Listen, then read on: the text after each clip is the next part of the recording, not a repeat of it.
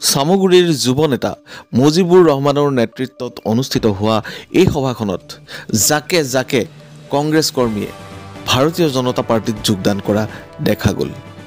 এইখিনিতে ভাবিবলৈ বাধ্য হৈছোঁ, সংখ্যালঘু লোকসকলৰ কংগ্ৰেছৰ প্ৰতি মোহভংগ ঘটিছে নেকি?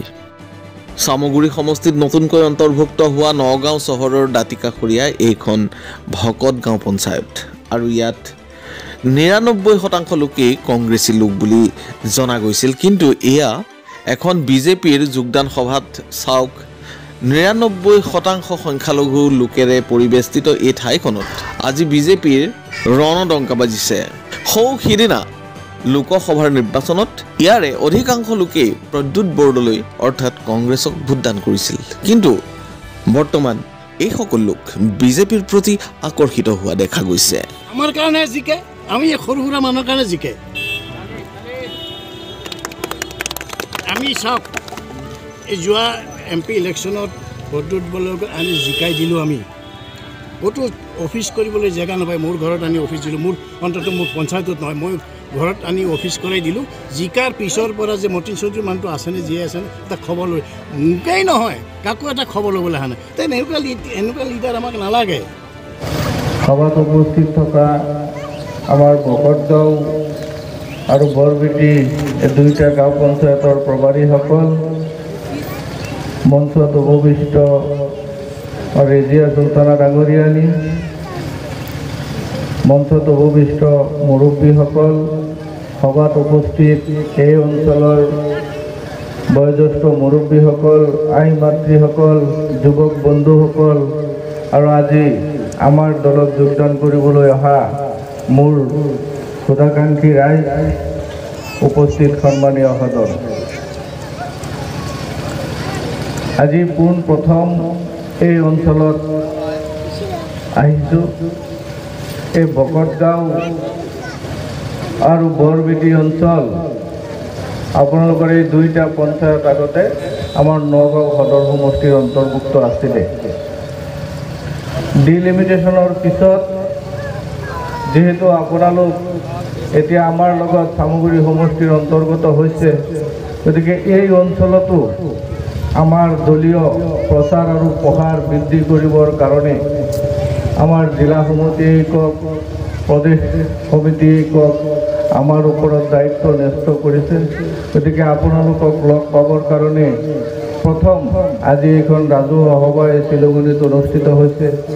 আপোনালোক এই সভাত যেনেধৰণে আহি উপস্থিত হৈছে, ইয়াৰ পৰা বুজিব পাৰি যে আগন্তুক দিনত এই অঞ্চলত ভাৰতীয় জনতা পাৰ্টি আৰু মিত্ৰজোঁটৰ ফলাফল ভাল হ'ব। আৰু আপোনালোক আহি আজি আমাৰ মাজত উপস্থিত হোৱাৰ কাৰণে, আমাৰ সভা শুনিবৰ কাৰণে ইয়াত উপস্থিত হোৱাৰ বাবে আপোনালোকক আন্তৰিক ধন্যবাদ ও কৃতজ্ঞতা জনাইছোঁ।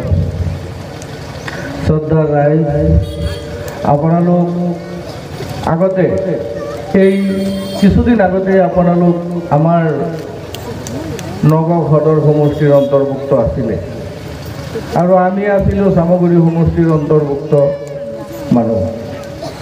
এই চামগুৰি অঞ্চল আৰু এই ভকতগাঁও বৰবেটি অঞ্চল, এই দুইটা অঞ্চলৰ মানুহৰে ৰাজনৈতিক বুদ্ধিমত্তা আৰু ৰাজনৈতিক আচৰণ প্ৰায় একেধৰণৰে হয়।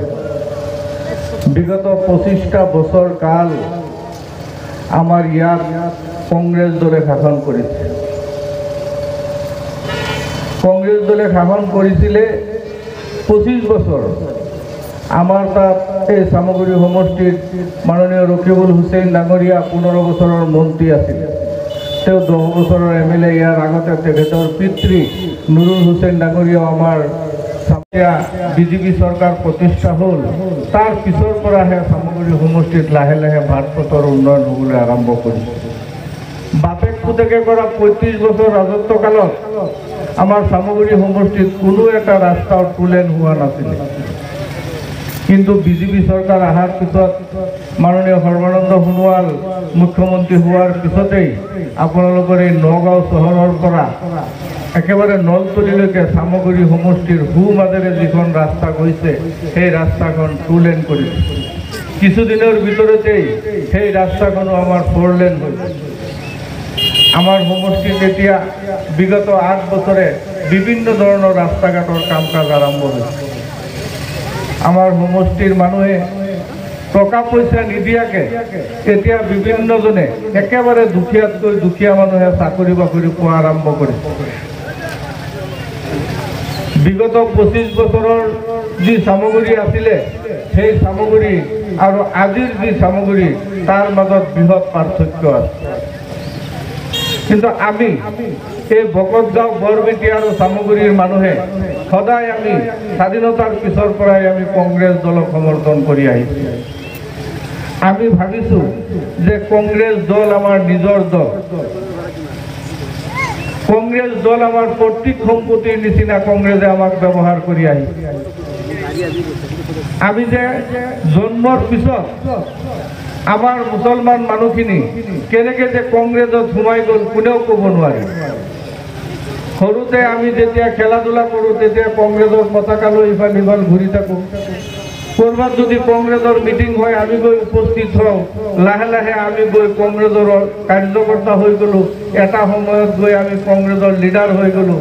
কিন্তু আমি অনুমান কৰিব নোৱাৰিলোঁ, আমি অনুভৱ কৰা নাছিলোঁ যে এই কংগ্ৰেছ দলে আমাৰ মুছলমান সমাজৰ কাৰণে, এই মুছলমান জাতিটোৰ কাৰণে স্বাধীনতাৰ এই ৭৭ বছৰ কালত আমাৰ মুছলমানসকলৰ কাৰণে কংগ্ৰেছ দলে কি কৰিছে।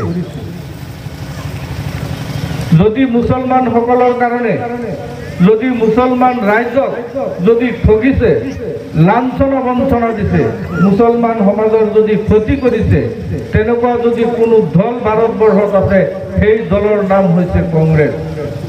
কংগ্ৰেছ দলে স্বাধীনতাৰ পিছত এই ৭৭ বছৰ কাল স্বাধীনতাৰ পিছত আমাৰ এই মুছলমান সমাজত বিভিন্ন ভয় ভাবুকি প্ৰবঞ্চনাৰ মাজেৰে আমাৰ পৰা ভোট আদায় কৰি লৈছে।